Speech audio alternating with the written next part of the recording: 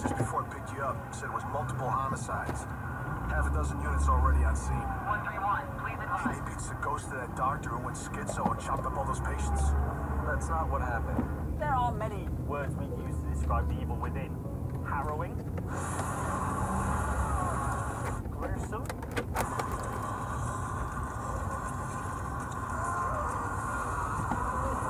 And, well, it's not really a word, but... Is everyone else alright? The city. Whatever are you talking about? You are the only soul here. Right now. One word we definitely wouldn't use to describe it, however, is easy, which is why we were somewhat taken aback to discover that there are 2 difficulty levels above the game's regular survival difficulty, Nightmare and Akumu. Now, as you may have guessed from the name, Nightmare is no walk in the barbed wire covered park, but Akumu, which is Japanese for nightmare, is even harder than that, in that if you take so much as a single hit from anything, you die instantly.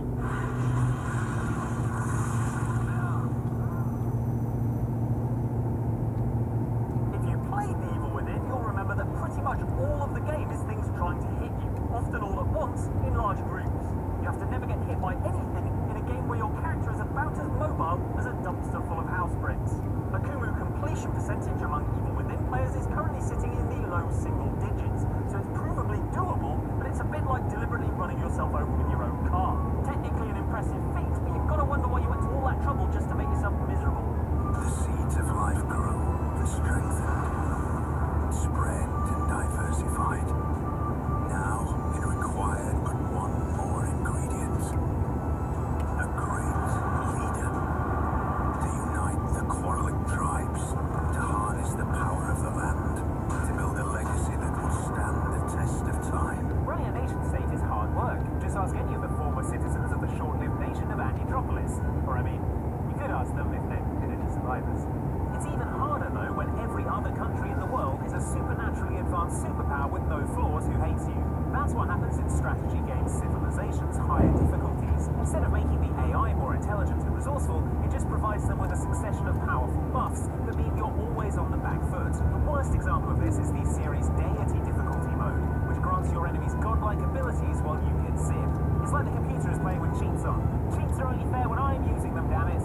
To use Civilization 6 as an example, Deity difficulty gives the AI a 32% boost to science, culture and faith, plus 4 in combat, an additional 40% to unit XP, research boosts, more starting units, and a staggering 80% to production and gold, meaning that every other civilization you come up against will be sending in the equivalent of Pacific Rim Jaegers while you're still trying to teach your citizens how to make fire. So you take them and you rub them together. Guys, put the rock down. Guys, you're not listening. I know you're confused right now. I can explain everything, but you gotta trust me, okay? Listen, you're in terrible, terrible danger. It's hard to imagine, but there was a time when you couldn't save in video games. In those dark days, losing all your lives meant starting over. So let's give thanks to Dead Space 2's hardcore mode, which allows you to save 3 times in the entire game.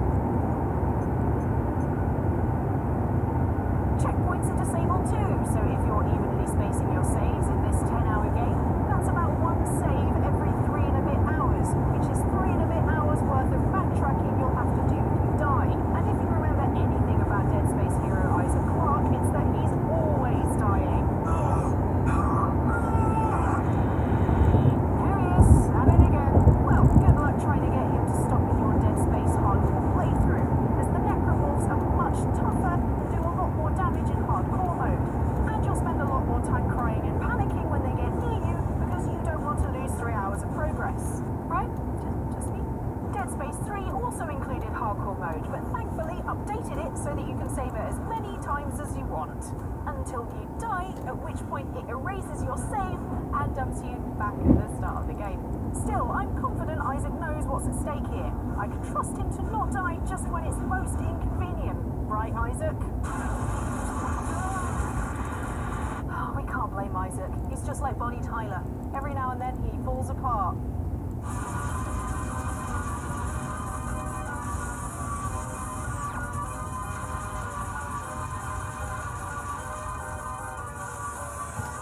Toho Project is a series of Japanese shooters in the genre known as bullet hell, so named because hell, that's a lot of bullets.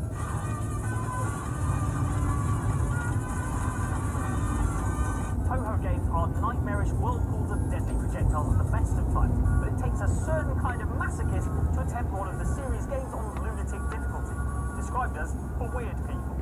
Hey, you said it, Toho, not us. The aim of bullet hell shooters, as with most shooters, is to keep yourself away from your enemy's bullets, but it's a task which is easier said than done when literally 99% of the screen is bullets, as is usually the case in a lunatic Toho stage. Think of it like a hedge maze, only the hedges are bullets, and if you touch them, you die. You need to find that 1% of the screen that it's safe to be in, and it's a different 1% every second, because these things are fast and unpredictable, and you need to have the reaction speed of a hummingbird on caffeine pills if you're going to stand any chance. Look, there's fighting bravely against seemingly insurmountable odds, then there's this. I've seen the way things are going. The future belongs to the bullets, and I, for one, welcome our new bullet overlords. If we join them now, maybe they'll let humanity live on in some kind of humiliating servant position. Get a kind of Theon Greyjoy thing going on. Guys, bullets are probably thinking it over. So if we get this thing, I can help Mia, we can get out of here? Right. And so can I. The old house is near the water. You can't miss it. Alright. I just hope you can handle my mother. Resident Evil 7 sets its stall out early with the name of its ultra-hard survival mode, Ethan Must Die, because you, Ethan, must die due to all the deadly stuff that happens to you.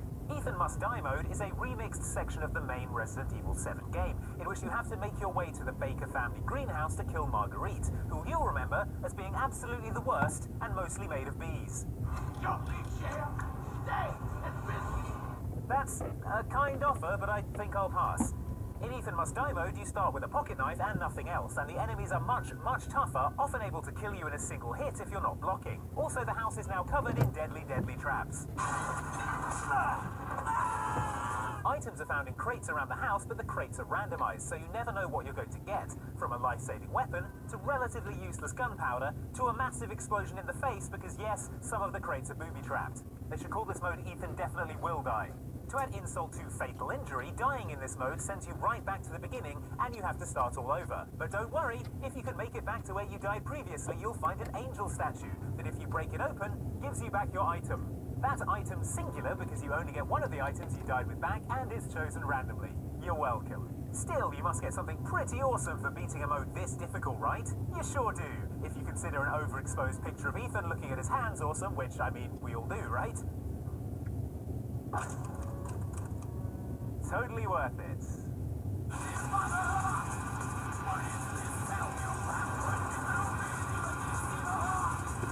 Given that when I try to play Guitar Hero drums on Expert, I look like a spider trying to climb out of a bath, the Expert Plus mode was not exactly at the top of my Christmas list.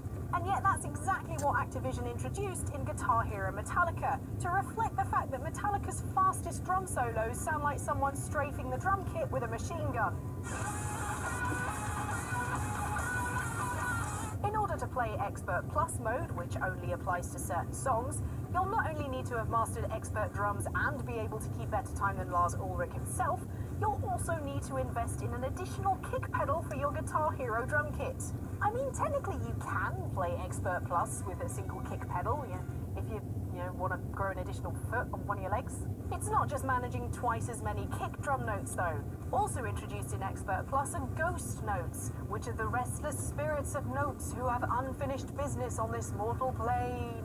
Alright, the truth is far less exciting. Ghost notes are actually just softer notes designed to keep drummers in rhythm. To play them, you had to tap the drum pad softly in amongst all the harder proper notes, because we didn't have enough to be thinking about already Guitar Hero Metallica. The end result is a selection of the fastest, most complex drum patterns in any rhythm action game, and a really excellent way to develop RSI of the ankle. What? That is too a thing. I used it to get out of a whole year of sports at school. I'm willing to take full responsibility for the horrible event.